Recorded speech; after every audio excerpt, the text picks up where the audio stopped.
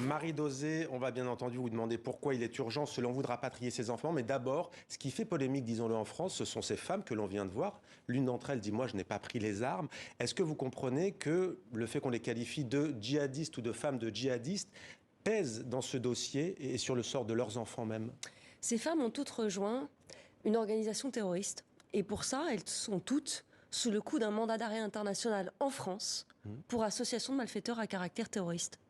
Je rappelle qu'elles ne peuvent pas être jugées là-bas, que les Kurdes ne peuvent pas les juger, le Rojava ce n'est pas un État, et que les Kurdes appellent la France à les rapatrier. Je rappelle aussi que le coordonnateur des juges antiterroristes français appelle à les rapatrier pour des raisons sécuritaires, essentiellement sécuritaires. Pourquoi ? Parce que Daesh a déjà demander à ces combattants de les libérer pour les enrôler à nouveau. Donc d'un côté, vous avez des femmes, quelle que soit leur responsabilité. Moi, je ne veux pas rentrer dans ce débat-là. Ce débat, il doit se faire judiciairement. On a un procès aujourd'hui, le procès des attentats du 13 novembre 2015, où on étudie, on réfléchit aux responsabilités des uns et des autres. Elles doivent être jugées pour ce qu'elles ont fait sur zone.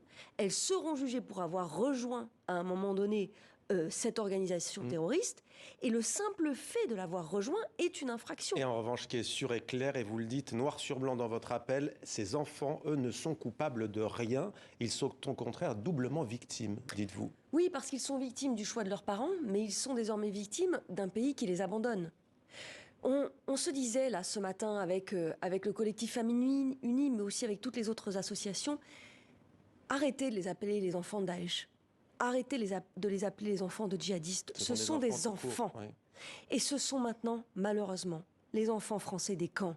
S'il faut les appeler comme ça, eh bien appelons-les les enfants français des camps parce que la France les abandonne là-bas. On voit ces tweets que vous avez publiés sur vos sites, on va les voir, notamment une fille qui dessine, un garçon aussi, on va voir, elle a 6 ans, elle est française, elle est détenue dans le camp de prisonniers de Roj que l'on vient de voir en Syrie. Elle a passé plus de la moitié de sa vie, cette fille, en détention. Et vous dites les petites prisonnières du pays des droits de l'homme. On va voir ensuite le garçon qui est pas beaucoup plus âgé, il a d'ailleurs le même âge.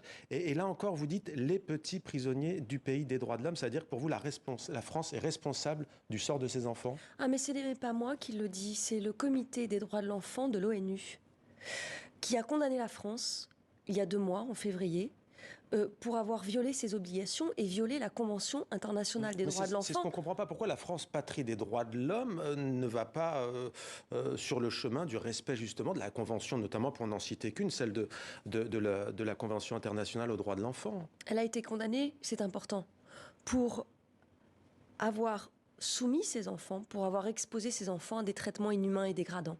Elle a été condamnée pour violer leur droit à la vie en les maintenant dans ces camps. Et que dit la France à cela? Que répond-elle? La France, pour l'instant, ne dit pas grand-chose. Et nous avons plus qu'un grand espoir de les voir revenir.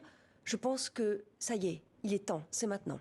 C'est maintenant ou jamais. Et d'ailleurs, vous défendez, je le disais notamment, le grand-père que l'on va voir à l'image, grand-père d'enfants qui sont détenus en Syrie. Regardez. Le plus grand, avant qu'il ne soit amené là-bas, je l'ai amené partout, au parc, au cinéma, au théâtre, au musée. Il est dans ce camp depuis 4 ans maintenant. Voilà 4 ans qu'il tourne en rond dans ce camp, qu'il dort sous cette tente. Voilà 4 ans que son pays lui vole son enfance, le froid, la pluie, la boue, la canicule, rien d'autre. L'année dernière, il pensait que la France ne voulait pas les rapatrier à cause du Covid. Et puis, il ne dit plus rien maintenant. Il regarde ses copains finlandais, belges, hollandais, allemands, suédois rentrer chez eux avec leur mère. J'ai peur qu'il me pose un jour cette question. Dis papy, dis-moi vraiment pourquoi les Français restent ici. Et jusqu'à quand? Pourquoi nous on reste ici?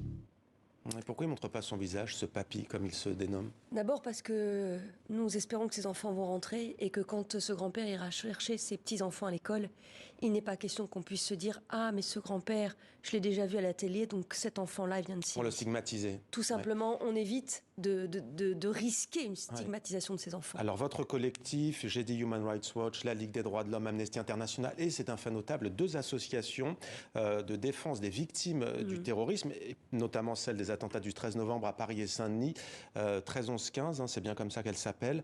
Qu'est-ce que ça change? C'était assez bouleversant, voyez-vous, tout au long de ce procès des attentats du 13 novembre 2015, de voir certaines victimes à la barre s'adresser à la cour et de dire « il faut que ces enfants rentrent ». Il faut que ces enfants rentrent parce qu'on est en train de créer de la défiance envers notre pays. On est en train de faire n'importe quoi. C'est une question de responsabilité. Alors qu'elles ont perdu un proche ou qu'elles ont été blessées. Et c'était très émouvant ce matin d'être aux côtés de la FENVAC, la Fédération nationale des victimes d'attentats et d'accidents collectifs, et de l'association 13 novembre 2015, association 13-11-15, à nos côtés pour dire rapatrier ces enfants avec leur mère. C'est l'intérêt supérieur de ces enfants. C'est une question d'humanité et c'est une question aussi sécuritaire, de sécurité, évidemment.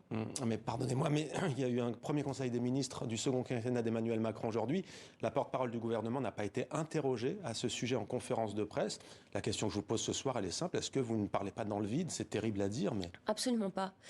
Ce que nous savons, parce qu'on nous l'a expliqué pendant des années, c'est que cette décision, elle relève de l'Élysée. Elle relève du président de la République et je suis certaine que le président de la République sait qu'il faut les rapatrier. Et rapidement.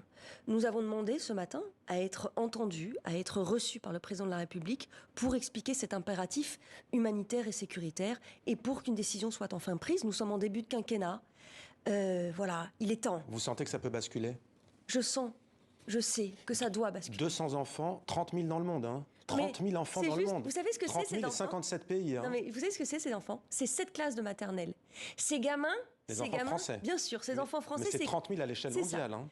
Mais en France, c'est 200 enfants. 200 enfants, c'est 7-8 classes de maternelle. Ces gamins sont arrivés dans ces camps il y a 3 ans, 4 ans, 5 ans. Certains y sont nés. Ils sont tous arrivés, ils avaient à peu près 2 ou 3 ans. Ce sont des enfants qui ne connaissent de la Syrie que les camps. Et encore une fois, ils sont tout petits et on parle de 7 classes. Enfin, comment a-t-on fait pour que ce sujet devienne un sujet? Merci. Merci beaucoup, Marie Dauzé, pour avoir pris le temps de témoigner aujourd'hui en ce jour donc d'appel que vous avez lancé avec d'autres associations. Merci à vous. Merci à vous.